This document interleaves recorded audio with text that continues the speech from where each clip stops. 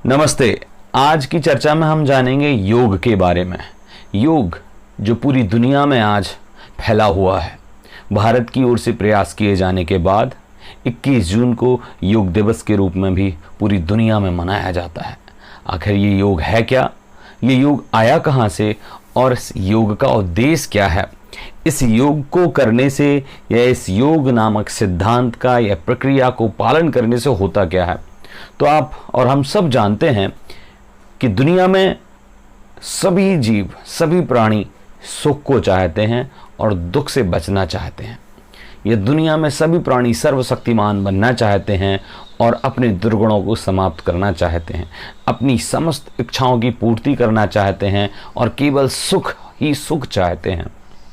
तो जो सांसारिक सुख है, जो पैसे से या वस्तुओं से मिलता है, वो सुख तो हम मेहनत करके प्राप्त करते हैं, पर एक परमानेंट शाश्वत सुख जो है, अर्थात कभी न समाप्त होने वाला अनंत सुख जिससे प्राप्त होता है, उसकी कहीं ना कहीं प्रक्रिया योग से शुरू होती है। यह योग सभी धर्मों में, सभी संप्रदायों में किसी न किसी रूप में माना गया है। पर हाँ, एक और बात समझनी होगी कि योग जो नाम है, ये नाम जब से योग पड़ा, क्या इसके पहले योग था या नहीं था? तो एक बात हम समझें, जब किसी वस्तु का या किसी सिद्धांत का प्रतिपादन होता है तो उसका प्रतिपादन उस सन से माना जाता है, उस वर्ष से माना जाता है। इसका मतलब ये कतई नहीं है कि वह सिद्धांत या वह प्रक्रिया उसके पहले नहीं थी। ऐसे ही योग के बारे में है। वैसे आज माना जाता है कि योग के प्रणेता महर्षि पतंजलि हैं, पर जब हम और इतिहास के पन्नों को पलटेंगे और इतिहास को और बारीकी से देखेंगे तो आप सबसे पहली खुदाई जो हुई थी सिंधु घाटी की सभ्यता, जो खुदाई में सबसे पहली या प्राचीन सभ्यता हमें वर्तमान में प्राप्त होती है, उस खुदाई में प्राप्त हुई यौगिक मुद्राओं से, अर्थात आसनों के आधार पर हम ये बता सकते हैं, ये निश्चय कर सकते हैं कि योग कहाँ से शुरू हुआ। उस खुदाई में कायदसर के रूप में खड़गासन में एक प्रतिमा मिली, अर्थात खड़े हुए कायदसर की मुद्रा करते हुए, जो कि एक योग की मुद्रा है। तो हम इस खुदाई पर और इस निष्कर्ष पर पहुंच सकते हैं कि महर्षि पतंजलि से भी पहले योग था। हाँ, पर उन्होंने कलम अपनी चलाई और ज्यादातर प्रसिद्धि महर्षि पतंजलि की है। अब वो कायदसर की मुद्रा में या अन्य और मूर्तियां अन्य मुद्राओं में मिली, तो ये तो फिक्स हुआ कि योग बहुत पहले से था। ब्रांडिंग कहें, प्रचार कहें, महर्षि पतंजलि और उनके शिष्य और वर्तमान में अन्य योग गुरुओं के द्वारा हो रहा है।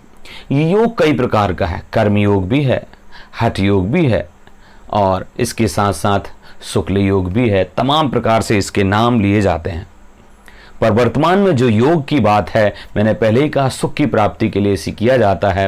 तो ये कैसे करते हैं, इसकी प्रक्रिया क्या है, इसके अंग क्या हैं, इसके आसन क्या हैं, आज कल केवल हम उस पर फोकस करते हैं कि ध्यान लगाना और सांस को लेना छोड़ना या भ्रामरी प्राणायाम करना, प्राणायाम तक सीमित योग को कर दिया गया है। जबकि योग के महर्षि पतंजलि ने जो 8 अंग बताए हैं, उससे कहीं 8वें अंग अर्थात समाधि से ऊपर जाना भी केवल शुद्धोपयोग की दशा, अर्थात योग भी जहां से हट जाएं, अर्थात मन, वचन और काय की प्रवृत्ति या चित्त की प्रवृत्ति पूर्ण रूप से हट ही जाए और चित्त जो भूमियां हैं, अर्थात हमारे जो मन वचन के कारण से हमारे हृदय में जो विचार आ रहे हैं वो पूर्णतया नष्ट हो जाएं और एक ऐसी परिस्थिति, ऐसी अवस्था बने कि कभी आपके विचार में कोई मन में सांसारिक विचार ना आए या उन विचारों के कारण से आपके मन में राग और द्वेष ना हो।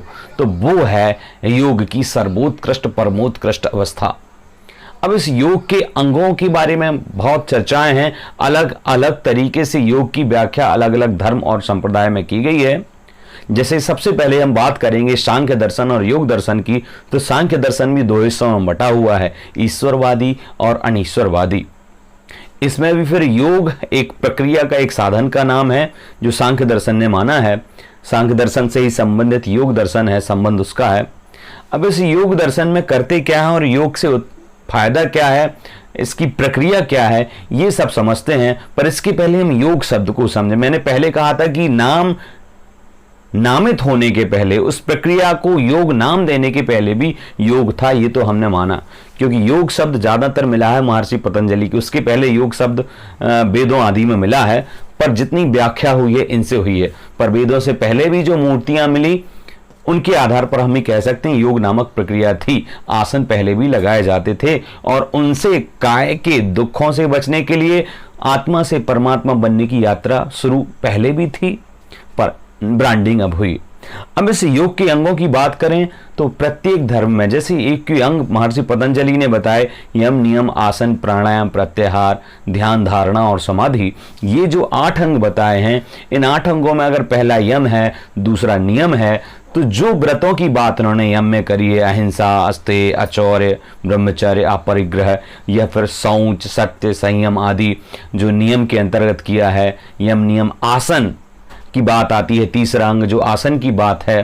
तो यहां पर यम और नियम की व्याख्या तो महर्षि पतंजलि करते हैं, पर आसन की व्याख्या वो नहीं करते हैं, ज्यादा कोई आसन के नाम नहीं बताते हैं। ये धीरे धीरे अन्य आचार्य या अन्य लोगों ने इनमें और रिसर्च किया और आसनों की खोज की, जो कि आसन की बात सिंधु घाटी की सभ्यता में मूर्तियां मिली हैं, उनके आधार पर हम क्लियर कर सकते हैं कि आसन और प्राणायाम या फिर यम नियम पहले भी थे, बस लिखे गए हैं बाद में।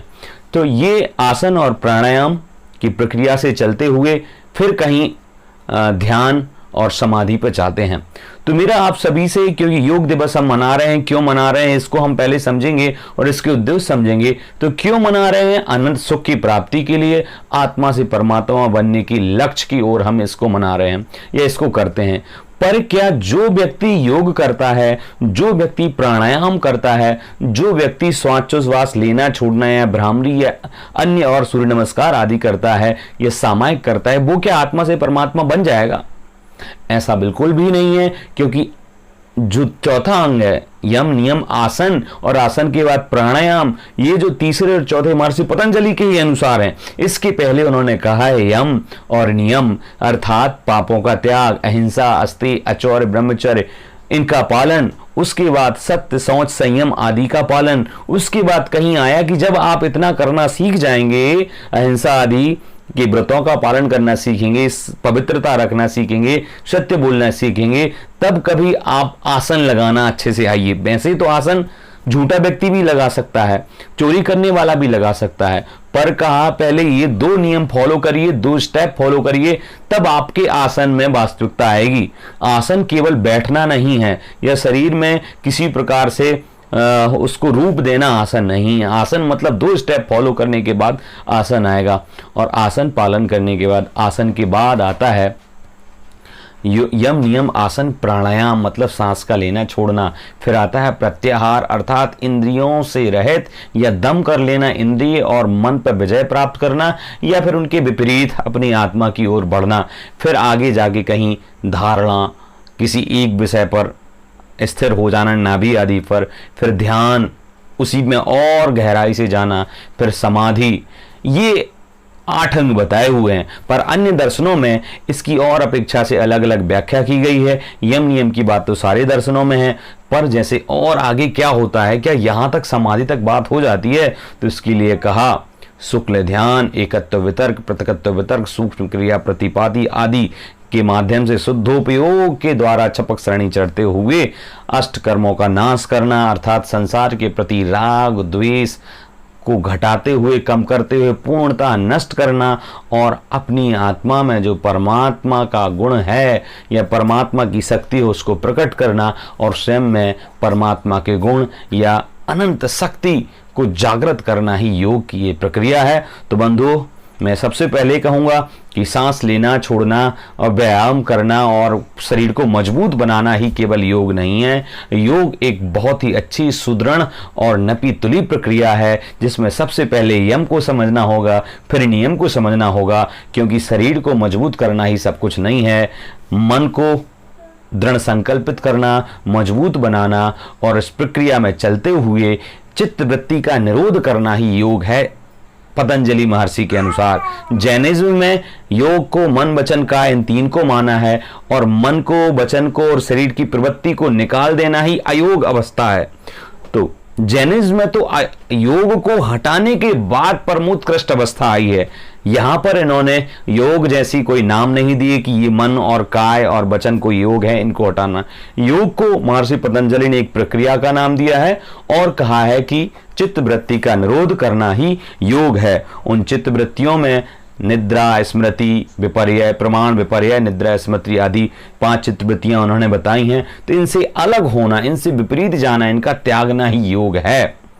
पर जैनिज्म में इसके आगे एक स्टेप और बताया है कि जिन साधनों के द्वारा या जिस मन, वचन और काय से 5 चित्तवृत्तियों से दूर हुए या फिर यम और नियम का पालन किया, उन योगों को अर्थात उस शरीर को, उस मन को, उस वचन को, उस पावर को भी त्याग देना और योग का निरोध कर देना, जब ये सारा कर लेंगे तभी आप में अनंत शक्ति, अनंत गुण प्रकट होंगे, तभी आप परमात्मा बनेंगे। तो इस योग को सामान्यता से ना लेते हुए पूरा यम, नियम आदि से पालन करना चाहिए। नहीं तो आप बाद में कहेंगे कि विश्व गुरु भारत ने सब कुछ दिया, योग दिया, पर इससे तो कुछ होता नहीं है, क्योंकि आपने केवल प्राणायाम और आसन किया, यम और नियम नहीं किया। इसलिए निवेदन है, योग को समझते हुए व्यवस्थित करिएगा। आज के लिए नमस्कार।